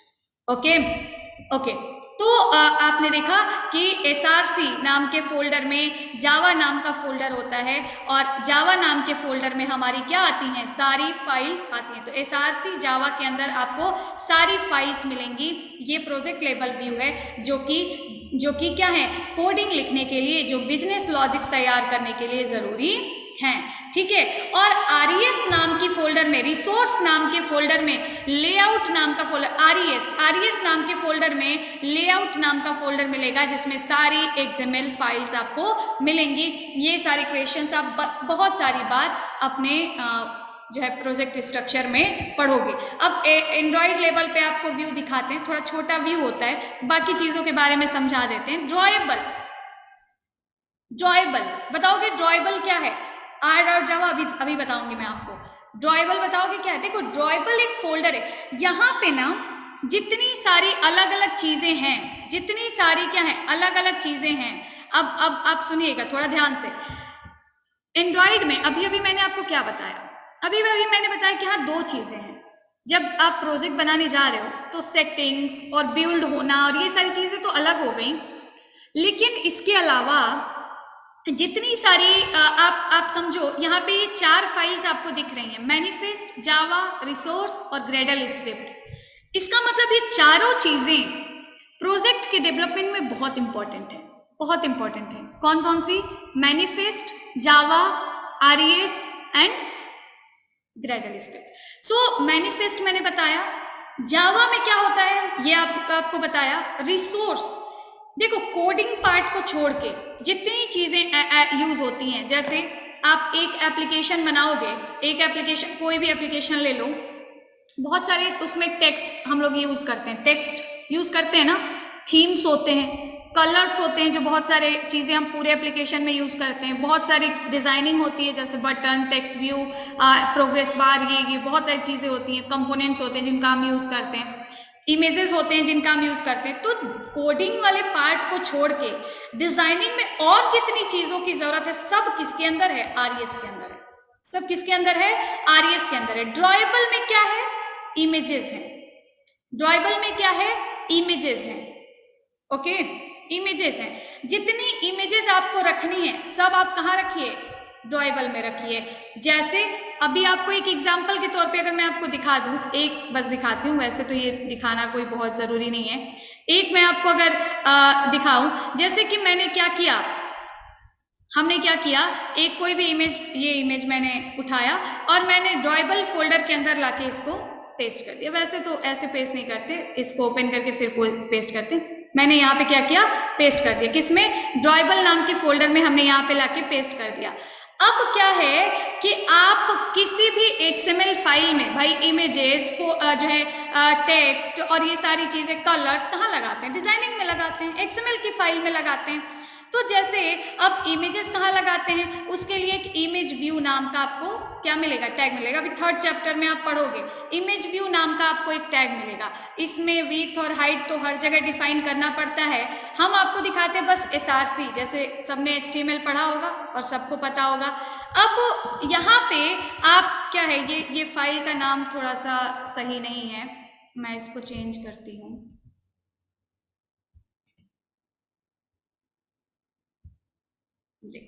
अभी मैं आपको दिखाती हूँ कि इनसे फायदा क्या है। So app and SRC main resource drawable, और ड्रॉयबल फोल्डर में ये जो इमेज है इसको हटा के इसका नाम मैं कर देती हूँ w1.jpeg, ठीक है, w1.jpeg। अब देखो, अब इमेज व्यू में हमें क्या करना है, ये w1 वाली फाइल हमें ऐड करनी है। आप इसको आसानी से ऐसे एक्सेस कर सकते हो, ये एंड्रॉइड का अपना फीचर है। कैसे, drawable/wn, ड्रॉयबल लिखा आपने, इससे ड्रॉयबल के अंदर जितनी फाइल्स हैं सब पूरे प्रोजेक्ट में कहीं पर भी आसानी से यूज हो पाएंगे। समझ आ रहा है?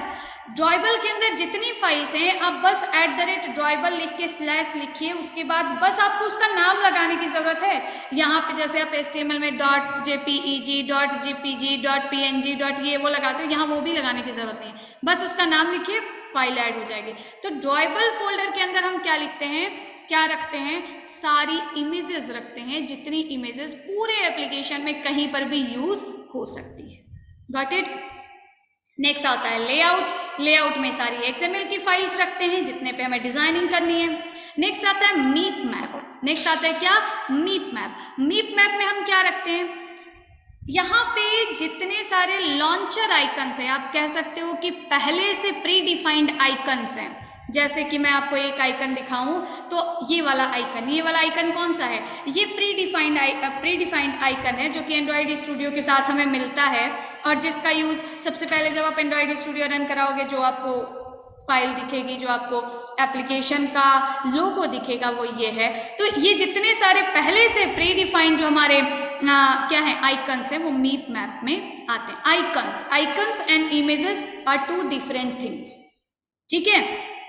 एक आते हैं वैल्यूज, ये बहुत इंपॉर्टेंट है, यहाँ पे भी आपके बहुत सारे क्वेश्चंस पूछ सकता है क्योंकि ये सब प्रोजेक्ट स्ट्रक्चर के पार्ट्स हैं।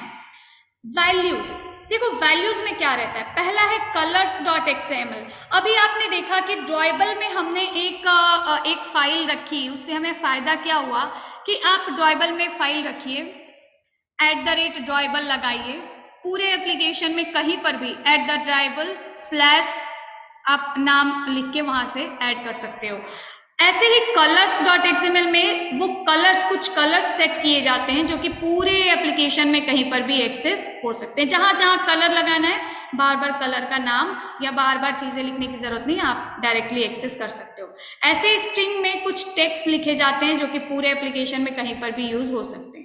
थीम्स में कुछ थीम तैयार किए जाते हैं, जैसे अभी मैंने बताया ना कि उसका हेडर रेड होगा और ये होगा, बैकग्राउंड में ये होगा, थीम तैयार किया जाता है जो पूरे एप्लीकेशन में कहीं पर भी ऐड हो सकता है। आप बस इतना समझिए कि वैल्यूज में 3 फाइल्स होती हैं, कौन कौन सी, कलर, स्ट्रिंग और थीम्स। और रिसोर्स में जितनी सारी फाइल्स हैं, सब कैसी फाइल्स हैं, XML की फाइल्स हैं। कुछ समझ आया, बताइए, समझ आया? ये है इसका नॉर्मल प्रोजेक्ट स्ट्रक्चर। अब इस स्ट्रक्चर को आप यहां से देखिए, तब आपको चीजें समझ में अच्छे तरीके से आएंगी। हाँ, ओके, वेरी गुड। हाँ, अब देखो, अब प्रोजेक्ट स्ट्रक्चर में मैंने वही सारी चीजें लिखी हुई हैं। क्या, मैनिफेस्ट। अब आप एक बार पढ़ोगे और आपको सब बड़ी क्लियरली समझ में आएगा। मैनिफेस्ट समझ में आया? मैनिफेस्ट, व्हाट इज मैनिफेस्ट, बताओ। हाँ, ग्रेडल स्क्रिप्ट अभी बता रही हूँ, एक बार मेरी यहाँ पे बात सुन लो, ग्रेडल स्क्रिप्ट बता रही हूँ, डोंट वरी, पहले रिप्लाई करो। अच्छा, इतनी सारी रिप्लाईज आएंगी कि अब समझ में नहीं आएगा, ठीक है।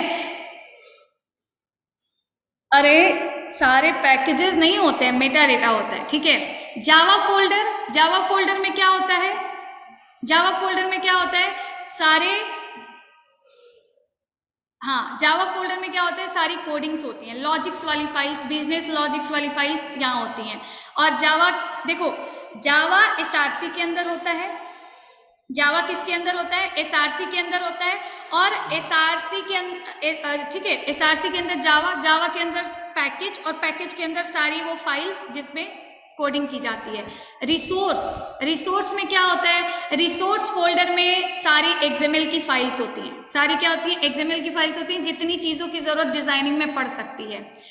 इसमें ड्रॉएबल फोल्डर होता है जिसमें क्या होती हैं, इमेजेस होती हैं। लेआउट फोल्डर होता है जिसमें क्या होती हैं, जल्दी जल्दी बताओ। हाँ, वेरी गुड। लेआउट फोल्डर होता है जिसमें क्या होती हैं, डिजाइनिंग की फाइल्स होती हैं। यस।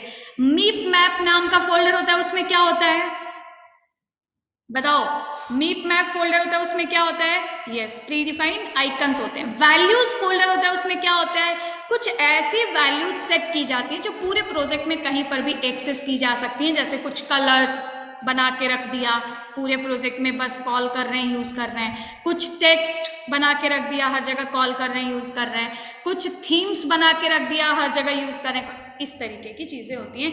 एक बचा है क्या, ग्रेडल स्क्रिप्ट। ये मैंने आपको 4 चीजें बताई। अब आपको ये मैंने पूरा लिखा है, बट आपको ये पढ़ने की भी जरूरत नहीं है, अब आपको आसानी से समझ में आएगा। क्यों, समझ आ रहा है, एवरीथिंग इज ओके।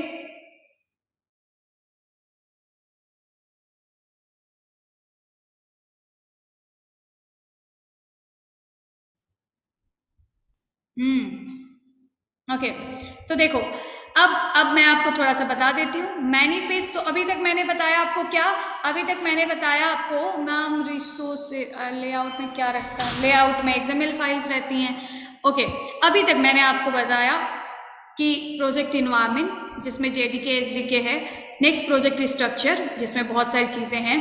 अब एंड प्रोजेक्ट क्रिएट कैसे करते हैं, it is simple, so simple, layouts बस क्रिएट करना होता है, नेक्स्ट करना होता है और प्रोजेक्ट का नाम वगैरह देना होता है। तो देखो, थोड़ा सा बता देती हूँ। Manifest folder that is, it is use to provide application information to the Android operating system. Android operating system को बताता है मैम मेन्यू में क्या होता है। अच्छा, मेन्यू बनाया जाता है, मेन्यूज होते हैं, अभी 4थे चैप्टर में पढ़ोगे, समझ जाओगे, ठीक है, ठीक है। क्लास थोड़ा चलेगा, अभी चलेगा, जिस अगर लीव करना हो तो कर सकते हो, कोई इशू नहीं है ना। अभी कल तक वीडियो मिल जाएगी, पढ़ लेना यूट्यूब से, थक गए हो तो। देखो, तो मैनिफेस्ट पढ़ लो थोड़ा। It is use to provide application information to the operating system. Operating system को एप्लीकेशन के बारे में सब कुछ बताता है, कौन कौन सी एक्टिविटी है, कौन कौन सी फाइल्स हैं, क्या चीज़ें हैं, कौन से परमिशंस देने होंगे, कौन सी लॉन्चर एक्टिविटी है, everything. If you want to use any feature or any service of operating system, then you must have to get permission from the operating system or particular service. अगर आप operating system का कोई भी feature अपने application में use करना चाहते हो, firstly you have to get permission. क्या आप किसी का लोकेशन ऐसे ही एक्सेस कर लोगे, बताओ? क्या आपका फोन किसी का कॉन्टेक्ट ऐसे ही एक्सेस कर लेगा? No, it's all our personal, आप नहीं यूज कर सकते।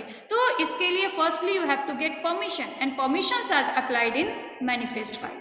सो we set required permission in Android manifest.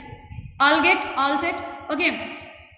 Next, आपने अभी देखा यूजेस परमिशन नाम का एक टैग हमने बनाया, जिसमें हम internet, contacts and Bluetooth and बहुत सारी चीज़ों का परमिशन हम यहाँ पे डायरेक्टली दे सकते हैं। समझ आया?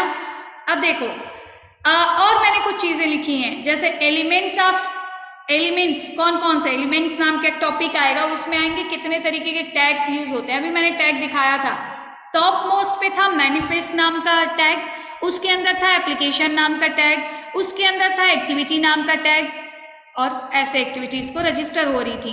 तो ये है मैनिफेस्ट नाम का टैग, एप्लीकेशन नाम का टैग, और एप्लीकेशन में है एक्टिविटी, और एक्टिविटी में आप नेम और लेबल दे सकते हो, नहीं भी दे सकते हो, कोई जरूरी नहीं है।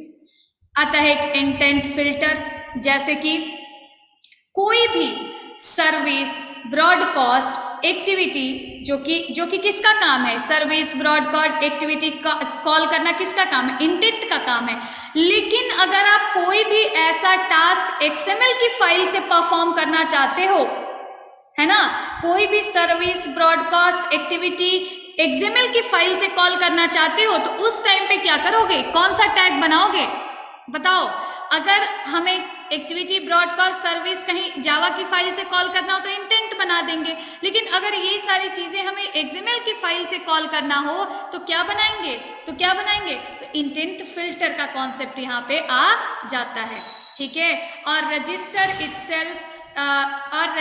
इटसेल्फ मतलब कैटेगरी खुद को रजिस्टर करती है किसके द्वारा, इंटेंट फिल्टर के द्वारा, टू क्रिएट इंटेंट फिल्टर के द्वारा कहती है भाई मेरा ये आप मैसेज इंटेंट तक पहुंचा दो, है ना, अब मुझे रजिस्टर कर दो एक्टिविटी को कॉल करने के लिए, लॉन्चर एक्टिविटी बनने के लिए, या ऐसी चीजें होती हैं। सो मैनिफेस्ट कंबाइन करता है किसको, intent and intent filter, okay.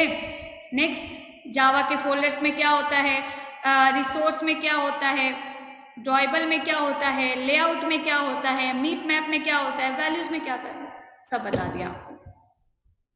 ये भी है, यहां से पढ़ भी सकते हो। नेक्स्ट आती है ग्रेडल स्क्रिप्ट की file. Yes, very good guys. देखो क्या है ना, इतनी चीजें मैंने आपको बताई, आई होप आपको समझ भी आया होगा। देखो ओके, तो इस तरीके से, हाँ, इस तरीके से हम लोग क्या करते हैं, ये सारे फाइल्स जितनी जरूरी फाइल्स है वो रखते हैं। अब देखो क्या है कि अभी मैंने एक चीज आपको बताई, मैंने बोला कि भाई देखो क्या है ना कि जितनी भी ये इम्पॉर्टेंट चीजें हैं, जैसे कि एप्लीकेशन, जितनी भी इम्पॉर्टेंट चीजें हैं जो कि आपको काम प्रोजेक्ट को आपके एप्लीकेशन पे काम करने के लिए कम से कम चीजें जो बिल्कुल चाहिए ही चाहिए, वो आपको एंड्रॉइड लेवल व्यू में जब जाओगे, view is nothing, it just like, मैं व्यू क्लास की बात नहीं कर रही हूँ, वो 3rd चैप्टर में आपको पढ़ने को मिलेगा। प्रोजेक्ट का व्यू अब जैसा मैंने बताया 2 तरीके से देख सकते हो, तो फाइल्स का स्ट्रक्चर है कि कैसे कैसे देख सकते हो। तो मैंने बताया कि अगर आप एंड्रॉइड लेवल में जाओगे तो आपको बड़ी वही चीजें मिलेंगी जो कि जरूरी हैं, बस जरूरत वाली चीजें। तो इसमें मैनिफेस्ट, जावा, रिसोर्स, ये सब तो दिख ही रहा है, लेकिन ग्रेडल स्क्रिप्ट भी दिख रहा है, मतलब ये भी जरूरी है ना। अब है क्या, देखो एक तो हो गया परमिशंस जो कि जरूरी हैं, परमिशंस जो बनाएगा वही देगा, कौन कौन सी परमिशन की जरूरत है। नेक्स्ट, एक्टिविटीज वही बनाएगा, टेक्स्ट, कलर, ये सब जो बनाएगा, जो डेवलपर होगा वही सेट करेगा, कोडिंग वही लिखेगा, तो ये सारी चीजें तो मिल गई। लेकिन देखो प्रोजेक्ट डिबगिंग होना, बस आप प्रोजेक्ट बना दिए और आपको आउटपुट दिख गया, ऐसा तो नहीं है ना। इसके पीछे जब कोई भी हम प्रोग्राम बनाते हैं तो पहले कंपाइल होता है, चेक होता है कि सब चीजें सही हैं कि नहीं है, उसके वो पैकेज में कन्वर्ट होता है, फिर जाके हमें पूरा एक एप्लीकेशन और एपीके मिल पाता है। ऐसा नहीं है कि आपने परमिशन दे दिया, आपने बना दिया और सब चीजें आपकी फटाफट रन हो गई। सुनो, इट्स नॉट। तो यहाँ पे क्या है कि जब हम लोग क्या करते हैं, जब हम लोग कोई भी अपना एप्लीकेशन बनाते हैं तो कह रहे हैं कि Gradle is a build automation tool. क्या करता है कि देखो एक प्रोजेक्ट बिल्ड करने का मतलब है, कह रहा है बिल्ड ऑटोमेशन टूल का मतलब, बिल्ड का मतलब होता है कंपाइल करना, ऑटोमेशन मतलब समझ सकते हो कुछ ऑटोमेटिक काम करने वाला टूल। तो कह रहा है कि building a project means compiling the source code and run test. इसका मतलब है कि जब हम लोग कोई भी एप्लीकेशन बनाते हैं तो मे बी कि आपने परमिशन गलत दे दिया, कहीं कोड गलत लिख दिया, कहीं जावा का कोई लॉजिक गलत लगा दिया, तो ऐसे नहीं चलेगा। तो उस टाइम पे क्या होता है, फाइल्स हमारी कन्वर्ट होती हैं with in a single file. तो यहाँ पे क्या होता है कि सबसे पहले हमारा कोड कंपाइल होता है और एक टेस्ट फाइल रन की जाती है जिससे चेक किया जाता है कि ऑल थिंग्स आर ओके और नॉट, ऐसा समझ लो। अब यहाँ पे क्या है कि ग्रेडल का मेन काम आप यहाँ पे देख सकते हो, packaging the compiled source code. सबसे पहले जितने भी आपके सोर्स कोड्स होते हैं, जितनी भी चीजें हैं, रिसोर्सेज, अब तो सब आप देख चुके हो, images, text, colour, Java file, सब कुछ वो एक सिंगल फाइल में कन्वर्ट किया जाता है, जो कि एप्लीकेशन के हिसाब से कुछ भी हो सकती है, जार फाइल, वार फाइल हो सकती है, और उसके बाद उसको डिबग करके रन कराया जाता है। ये सारी चीजें ऑटोमेटिक ग्रेडल के द्वारा परफॉर्म की जाती है। समझ आया?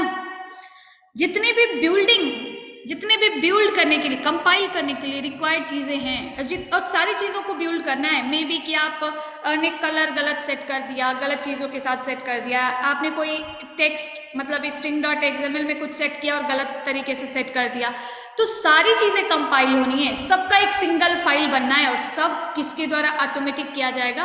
ग्रेडल के द्वारा।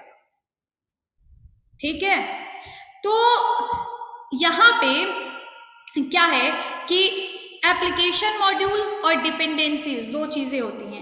एक तो एप्लीकेशन मॉड्यूल्स होते हैं, जितने भी सोर्स कोड, रिसोर्सेज और जितनी सारी एप्लीकेशन की चीज़ें आपने बनाई हैं, और एक होती है डिपेंडेंसीज कि आपने अगर कोई एडवांस आपको कोई भी चीज़ अगर आपको यूज़ करनी है ना एंड्रॉयड में, जैसे कुछ भी आप ऐड करना चाहते हो, आप सपोज करो कि आप अपने एप्लीकेशन में जो है गूगल मैप को इनेबल करना चाहते हो कि हम मैप के, तो जैसे जोमेटो में हम लोग कुछ सर्च करते हैं, तो हर चीज़ के लिए यहाँ डिपेंडेंसीज आती है। Dependencies is just a package जो कि ऐड करने से वो चीज़, वो मॉड्यूल हमारे एंड्रॉयड में ऐड हो जाता है, एक्टिव हो जाता है। जैसे सी में हैज इंक्लूड stdio.h लगाने से printf scanf एक्टिव हो जाता है, वैसे ही डिपेंडेंसीज आती हैं। तो ये डिपेंडेंसीज वगैरह भी सब होती हैं एक साथ, ये सब कुछ मिलके एक साथ कंपाइल होता है। और देखो, ये एप्लीकेशन बनाना, डिपेंडेंसीज बनाना, ये तो डेवलपर के द्वारा होता है, लेकिन इसके बाद का जो पूरा काम है ना, कंपाइल करने से लेके और एपीके फाइल बनाने तक, ये सब किसके द्वारा किया जाता है? ग्रेडल के द्वारा किया जाता है। जितना यहाँ पे डैश डैश बनाया गया है, सब किसके द्वारा होगा? ग्रेडल के द्वारा किया जाएगा। जब प्रोजेक्ट रन कराओगे, ग्रेडल बिल्ड होगा, जितनी डिपेंडेंसी, जितने रिसोर्सेज, जितने जावा की फाइल्स होंगी, सब बिल्ड होंगी, सब कंपाइल होंगी।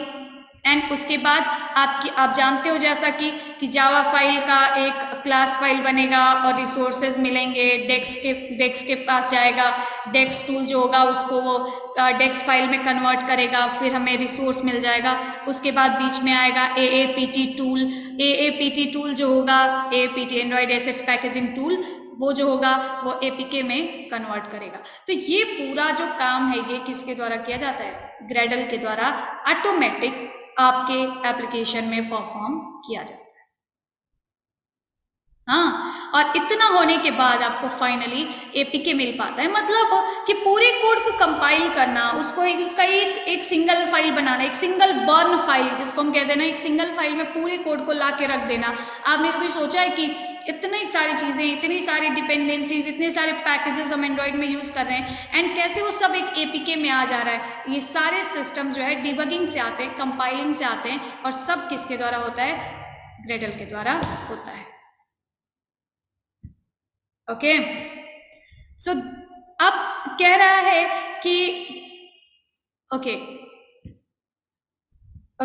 अब कह रहा है कि जो है हमारा ये बिल्ड टूल्स क्यों ज़रूरी हैं? तो ज़रूरी है क्योंकि बिल्ड टूल्स अगर नहीं होंगे तो हमारा ऐप अच्छे तरीके से काम नहीं करेगा। हो सकता है बीच में आपने अपना जो है प्रोजेक्ट कंपाइल नहीं किया और आपने किसी को दे दिया, देखो भाई मैंने ये ऐप बनाया, सब गलत सही चलेगा, गलत हो जाएगा। सो जल्दी काम करने के लिए, ईजियर बनाने के लिए, इफिशिएंट बनाने के लिए, ऑर्गेनाइज्ड वे में सब कुछ रखने के लिए, मेंटेनेंस बढ़ाने के लिए हमें बिल्ड टूल्स की ज़रूरत होती है, मतलब कोड्स को बिल्ड करने की ज़रूरत होती है। ओके, यहाँ एंड्रॉयड में वार फाइल्स बनती हैं, ठीक है, वो सिंगल फाइल्स होती हैं। एंड अब ग्रेडल तो आप देख सकते हो कि there are many things in Android project like 100 of files, codes, images, string and many more that needs to be burned into a single file. There are 100 files in an Android project, that is different files, and that needs to burn into a single file. That is doing by a automation tool, a building automation tool that is called Gradle. Okay, got it? Tell me, समझ आया या नहीं? This is the whole project structure of Android, जिससे कि हमारी सारी files run होती हैं, सारी चीज़ें कॉल होती हैं, सब कुछ वो होता है। एंड उसके बाद जो सबसे इम्पॉर्टेंट चीज़ आता है वो होता है हमारा इमुलेटर। जो कि क्या करता है कि Android emulator simulates Android devices on your computer so that you can test your application on a variety of devices and Android API labels without needing to have each physical device. जैसे कि आपने बोला कि there is आपने बोला कि आपका जो फोन है, आपका जो एप्लीकेशन है, वो आपने बोल दिया कि ये मेरा फ़ोन जो है आपका API लेवल 30 पे भी काम करेगा, 25 पे भी काम करेगा, 20 पे भी काम करेगा, 15 पे भी यहाँ तक काम करेगा। पर आपके पास सारे फ़ोन्स तो नहीं है ना जिस पे आप अपने एप्लीकेशन को टेस्ट कर सको कि आपका एप्लीकेशन सही चल रहा है कि नहीं चल रहा है। बताओ, है क्या किसी के पास ये अलग अलग API लेवल के फ़ोन हैं? नहीं है। आपके पास मैक्सिमम इस टाइम पे कि तो 10 प्रेजेंट होगा, 9 प्रेजेंट होगा या 11 प्रेजेंट होगा। तो इसके अलावा आपके पास सारी चीज़ें नहीं होंगी। बट इमुलेटर एक ऐसा चीज़ है जो आपके लिए एक सेम टू सेम फ़ोन की तरह काम करेगा। ठीक है, सेम टू सेम किसकी तरह काम करेगा? फ़ोन की तरह काम करेगा। और वहाँ पे आप अलग अलग, जैसे अभी देखो एक AVD मैनेजर आता है, AVD मैनेजर, जो कि क्या करेगा, AVD मैनेजर में आप अगर वर्चुअल डिवाइस बनाओगे तो बहुत सारी चीज़ें बन जाएंगी। मतलब आप अलग अलग API लेवल्स के साथ बना सकते हो। एंड जैसे मान लो मैंने ये बनाया और मैंने नेक्स्ट पे क्लिक किया, यहाँ आपसे पूछेगा किस API लेवल पे आप इसको बनाना चाहते हो। जैसे API लेवल 30, 29, 28, 27 किसी पे भी मैं बना सकती हूँ, किसी को भी डाउनलोड कर सकती हूँ और उस पर अपना एप्लीकेशन रन करा के टेस्ट कर सकती हूँ। जैसे अभी मैंने एक API लेवल 30 का इमुलेटर बना रखा है और उस पर मैं अपने एप्लीकेशन को टेस्ट किया करती हूँ। तो यहाँ पे आप अलग अलग API लेवल के एक वर्चुअल फ़ोन जो कि बिल्कुल फ़ोन की तरह दिखेगा, बिल्कुल फ़ोन की तरह काम करेगा, but actually it is not a mobile phone. So यहाँ पे ये आपको ऐसी सुविधा देता है जिस पे आप अलग अलग API लेवल्स पे अपने फ़ोन को चला सको, टेस्ट कर सको एंड रन कर सको। Okay, API level without having each physical device, कोई फिजिकल डिवाइस होना ज़रूरी नहीं है। And the emulator provides almost all the capabilities of a real Android device. जैसा कि आपके फ़ोन में जितनी सुविधाएं प्रेजेंट है वो सारी चीज़ें आपको एक वर्चुअल फ़ोन में भी देखने को मिल जाएंगी। ठीक है, और यहाँ पे बीच में एक AVD काम करता है जो कि क्या करता है कि AVD का यूज़ करके आप अलग अलग इमुलेटर क्रिएट कर सकते हो, अलग अलग प्लेटफॉर्म, अलग अलग API लेवल्स के फ़ोन्स बना सकते हो। ठीक है, तो अभी आपको दो चीज़ें मैंने बताई। क्या बताया? मैंने आपको बताया कि AVD मैनेजर जो कि एक एंड्रॉयड वर्चुअल डिवाइस मैनेजर है जिसके पास बहुत सारे तरीके के क्या हैं, बहुत सारे तरीके के फ़ोन्स हैं जिसमें से कोई भी आप एक बना सकते हो और उस पर अपना एप्लीकेशन टेस्ट कर सकते हो जैसा मैंने दिखाया। और अभी ये रन होता है तो मैं आपको एक एग्जाम्पल के तौर पे जो मैंने एप्लीकेशन बनाया हुआ है वो भी मैं आपको अभी अभी दिखाऊंगी। ओके, सो दिस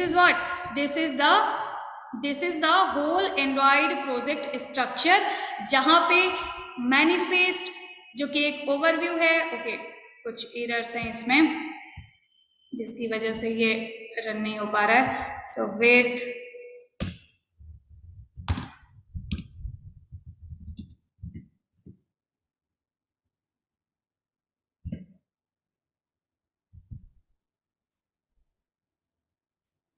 ठीक है। तो इस तरीके से सारी चीज़ें जितनी इमुलेटर, ग्रेडल, मैनिफेस्ट, जावा, रिसोर्स, ये सारी चीज़ें कुछ क्या हैं, कुछ मिनिमम रिक्वायरमेंट है जो फ़ोन के लिए। और यहाँ पे मैं आपको दिखाऊं तो बिल्कुल ये आपको एक फ़ोन की तरह दिखेगा जिसमें कि ये इमुलेटर है हमारा और जो कि API लेवल 30 का फ़ोन है। और उसमें आपको सारी चीज़ें, जितनी सारी चीज़ें हमारे फ़ोन में दिख जाती हैं, मिल जाती हैं, वो सारी चीज़ें आपको यहाँ पे भी मिल जाएंगी। और जैसे फ़ोन में हम कोई एप्लीकेशन इंस्टॉल करते हैं और चलाते हैं, उसका आउटपुट देखते हैं, वैसे ही यहाँ पे भी आपको देखने को मिल जाएगा। So it is a virtual phone जो कि किसके द्वारा क्रिएट किया जाता है? AVD मैनेजर के द्वारा क्रिएट किया जाता है। ओके, समझ आया?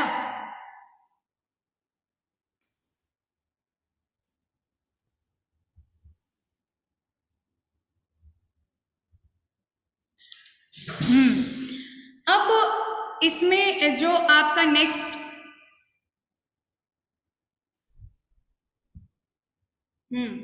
तो इसमें जो आपका नेक्स्ट टॉपिक बचेगा वो नेक्स्ट टॉपिक है। अब देखो जैसा मैंने बताया ना, अगर आप सेकंड चैप्टर अच्छे तरीके से पढ़ते हो देन थर्ड चैप्टर आपके लिए बहुत ज़्यादा टफ नहीं होगा। तो यहाँ पे development environment, manifest, Gradle, this all, ये सब आपके कंप्लीट हैं। इसके बाद आपको लॉबकैट और इसके अलावा लेआउट और लेआउट इसमें है क्या, the manifest file layout resources, running your app on emulator, debugging the Android app, ये तो कोई टॉपिक है नहीं। क्रिएटिंग योर फर्स्ट प्रोजेक्ट, ये भी कोई टॉपिक नहीं है। तो यहाँ पे आपका लॉबकैट बचता है एक इम्पॉर्टेंट, जो कि आपको पढ़ना बाकी है।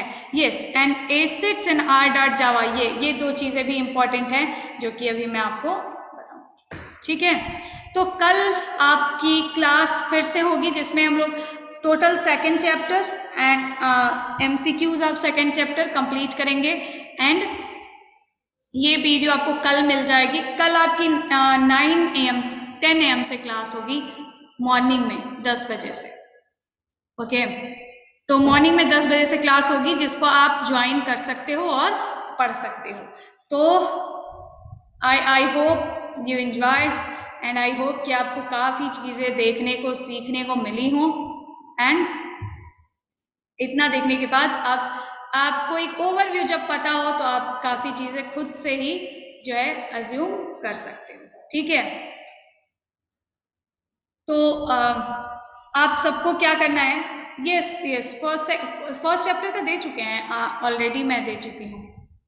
हाँ नहीं यार, सभी सब्जेक्ट नहीं पढ़ाएंगे जैसे ऐसा लग रहा है जैसे तुमने हम ही को मतलब वो लेक्चरर बना रखा है। जो चीज़ें जो टेक्निकल हैं जिसमें कुछ जो वो है, मैं वो चीज़ें पढ़ा सकती हूँ। अभी सेकेंड ईयर को भी हम लोग DBMS वगैरह पढ़ाते हैं, तो बहुत सारी चीज़ें हैं, तो मैं कोशिश करूँगी यार। ओके चलो, हाँ वीडियो अपलोड करूँगी जल्दी, और सब लोग कमेंट करेंगे। वैसे तुम लोग थैंक यू, तुम लोग बहुत बढ़िया रिस्पांस तुम लोगों का देखने को मिला, और मेरे वीडियो पे तुम सब बहुत अच्छा कमेंट करते हो, so thank you so much. But फिर से आपको कमेंट करना है और आप कोशिश करें सब लोग पढ़ो, सब लोग समझो।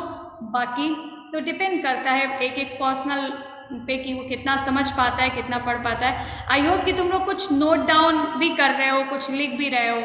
क्यों पढ़ रहे हो? यस, सो ओके, हाँ, तो ओके, सो ट्राई करें आप लोग कि आप लोग लिखें भी उसको, चीज़ों को समझें। बाकी वीडियो वगैरह आपको मिल जाएगी कल 10 बजे, आप लोग क्लास ज्वाइन करिएगा, बाकी आप पढ़िए।